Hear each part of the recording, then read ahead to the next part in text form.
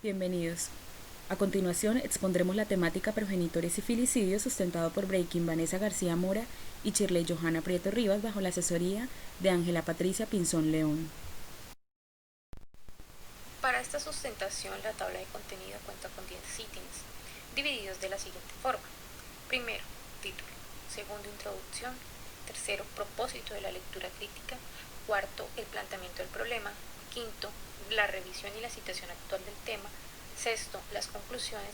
Séptimo, la frase de reflexión. Octavo, referencias. Y como noveno y último, espacio para preguntas. Dentro de la introducción encontramos que en Colombia es poco estudiado el filicidio desde un panorama psicojurídico. Además, los escenarios de violencia intrafamiliar, que es la categoría donde se ubican aquellas conductas que predicen el filicidio, están en aumento.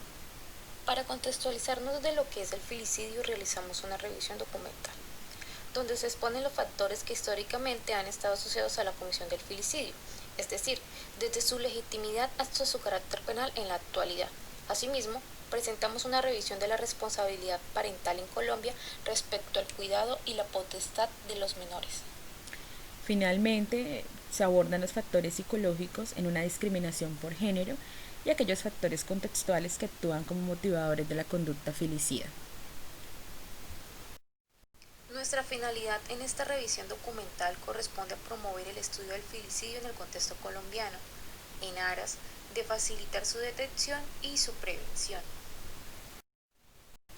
Bien, para el planteamiento del problema encontramos que el filicidio es una realidad que persiste en la sociedad contemporánea y que a menudo el filicidio ha sido ligado a otros tipos de homicidio que involucran la muerte de menores, como los que vamos a nombrar. El primero es el neonaticidio, que ocurre dentro de las 24 horas de vida, pues el asesinato del menor. El infanticidio dentro de su primer año de vida y el filicidio sería después de los 2 años hasta los 18 años. Las diferencias básicamente radican en la edad del menor, como lo mencioné, y en la persona que comete el crimen, puesto que en las dos primeras categorías, que son neonaticidio e infanticidio, no necesariamente tienen que ser los padres, sino que pueden ser otras figuras filiales como primos, tíos, mientras que el filicidio, para que se considere como tal, tiene que ser el homicidio realizado por parte de los padres. El filicidio ha tenido lugar en diferentes épocas de la civilización humana y surgió de forma generacional. Entre las principales causas de este tipo de delitos encontramos el control poblacional, la ilegitimidad del menor, los problemas socioeconómicos, la incapacidad de los padres o de alguno de los padres para hacerse cargo del menor y en un menor grado y no siempre asociado a este factor se encuentran los brotes psicóticos o enfermedades mentales. Y bien, el filicidio, pues como conducta poco explorada dentro del ámbito psicojurídico, sí el Instituto Nacional de Medicina Legal lo contempla dentro de la categoría de violencia intrafamiliar. Bueno, en esta tabla vamos a hablar de un estudio que se realizó en el 2017 por el Instituto Colombiano de Medicina Legal y Ciencias Forenses. Este estudio arrojó los siguientes datos. Entonces, se usó una tasa de 100.000 habitantes y se encontró que el número de casos de ataques violentos a niños en edades comprendidas entre 0 y 4 años fue de 1.684, lo que equivale a un 16,22% de los casos. En cuanto a las edades comprendidas entre 5 y 9 años, el número de casos violentos corresponde a 2.678. Esto es un equivalente a 25,79% de los casos. Y para concluir, en cuanto a las edades que están comprendidas entre los 10 y 14 años de edad, hubo un total de 3.537 casos, que es el equivalente al 34,6% de los casos registrados para este año. Para todos los casos, el principal agresor es el padre o la madre biológica del menor. Encontramos el porcentaje de casos registrados por el Instituto Nacional de Medicina Legal y Ciencias Forenses en el 2017, que los elementos de lesión más utilizados son los contundentes, con un 67,39%. En los contundentes encontramos golpes con los pies y con las manos en forma de puño. Y también tenemos los cortocontundentes con un 6,83%. Otro de los mecanismos de lesión que más se utilizan son las quemaduras, la asfixia mecánica, elementos tóxicos, eléctricos o proyectiles con arma de fuego. A continuación vamos a hablar de la revisión y la situación actual del tema. Para esto encontramos que el filicidio tiene una revisión histórica desde su legitimidad hasta su ilicitud. Entonces, en cuanto a la legitimidad, encontramos que el filicidio actualmente es castigado como un delito, pero no siempre fue así. Hay evidencia de datos históricos donde se practicaba el filicidio a partir del año 7000 a.C. con la intención de controlar el crecimiento poblacional. Además, también hay evidencia entre los años 4000 y 1400 a.C. donde se practicaba el filicidio como señal de obediencia a su Dios. Esto lo encontramos en los escritos bíblicos, más específicamente en el libro de Génesis. Además, también hay evidencia de la mitología griega que habla de casos de asesinato de padres a sus hijos. Uno de los casos más conocidos es el caso de Edipo Rey. Hasta este punto no era castigable las conductas filicidas. Y bien, dentro del filicidio, ya como forma ilícita, encontramos que se registra a partir del año 300 después de Cristo, con la expansión del cristianismo. El emperador Constantino exhibió una postura en contra de este tipo de asesinato en los niños. Esto fue para el año 374 en todo el Imperio Romano. Esta medida tuvo un impacto en otros sectores, como en la ley judía de excomulgación de quienes cometían este delito.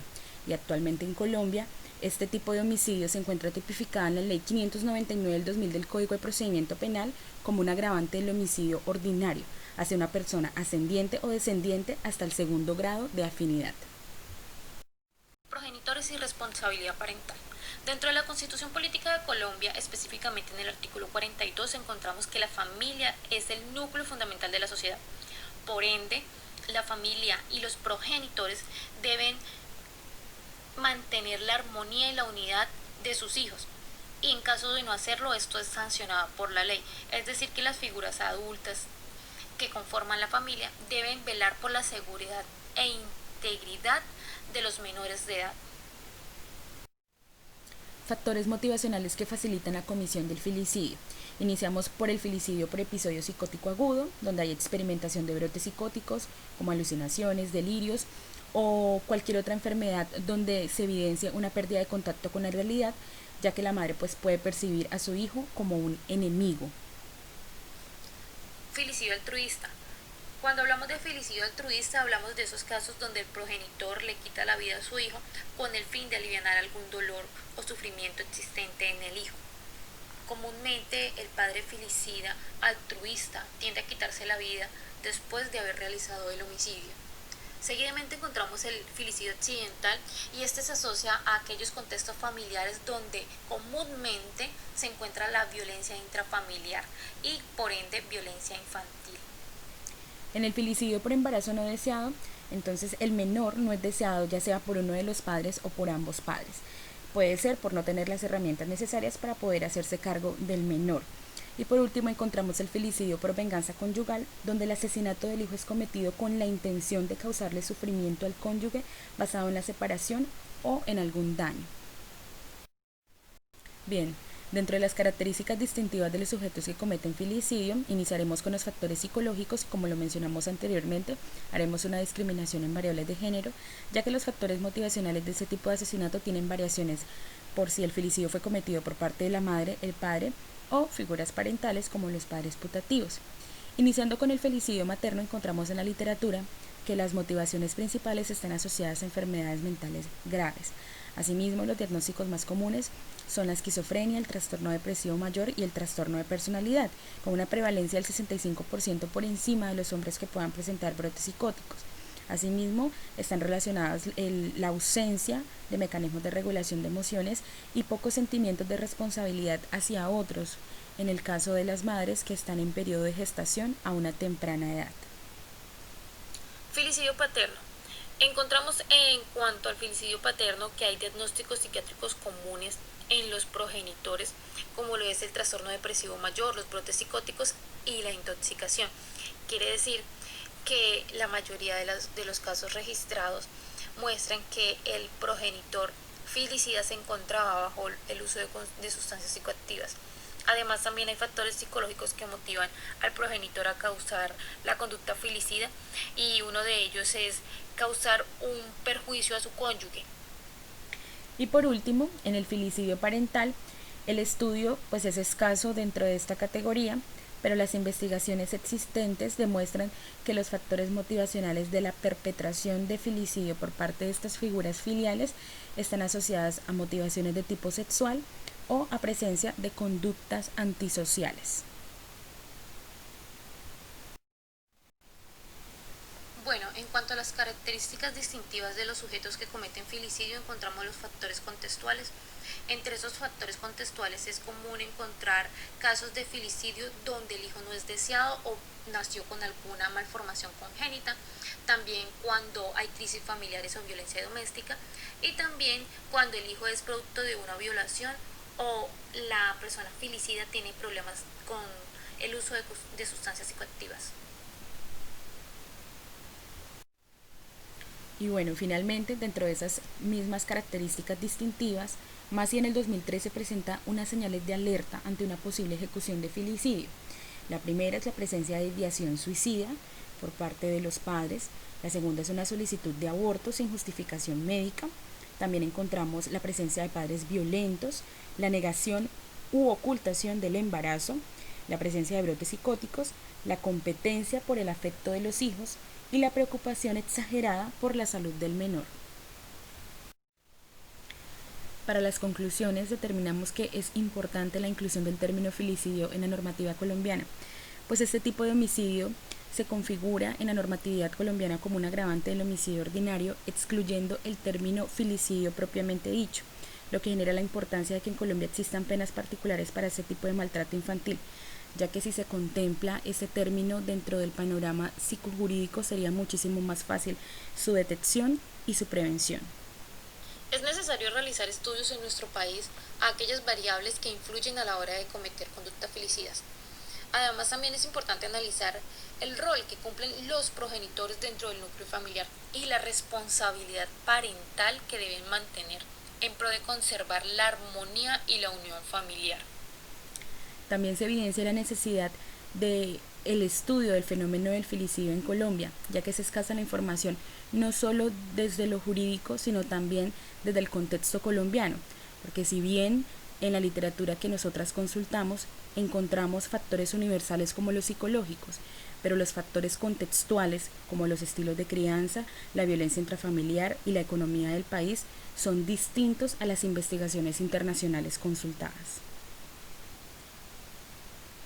Y como frase reflexiva, los dejamos con una cita de Frederick Skinner que dice: las consecuencias de un acto afectan la probabilidad de que éste se produzca de nuevo.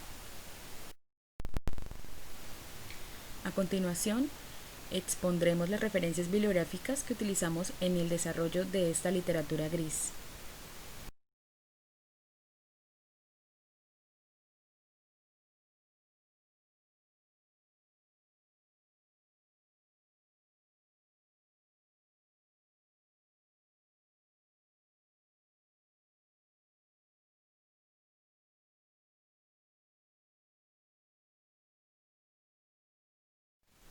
Muchas gracias a todos ustedes por su atención.